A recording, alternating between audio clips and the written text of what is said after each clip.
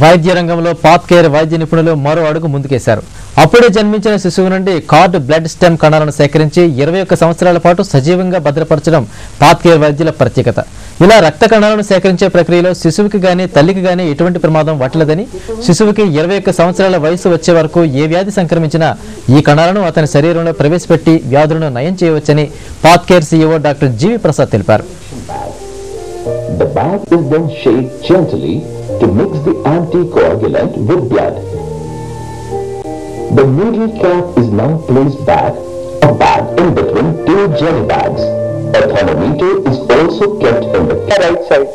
So what happens? Cord blood samples basically mother delivery time lo collect chestarandi.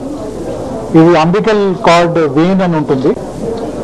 అది needle insertion ఏ ఉంటుంది. There is no pain to the mother. కానీ child కూడా pain ఏమైనా ఉండదు. ఈ వెయిన్లో నుంచి బ్లడ్ డ్రైన్ అవుతుందండి. బ్లడ్ బ్యాక్ డ్రైన్ అయిన తర్వాత దీన్ని ఐస్ ప్యాక్స్లో పెట్టి ప్యాక్ చేసి ల్యాబొరేటరీకి పంపిస్తారు.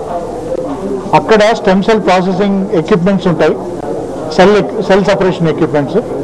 దాంట్లో సబ్జెక్ట్ చేస్తే స్టెమ్ సెల్స్ సపరేట్ అవుతాయండి, ప్లాస్మా సపరేట్ అవుతుంది, దాని తర్వాత ఆర్బీసీ సపరేట్ అవుతాయి.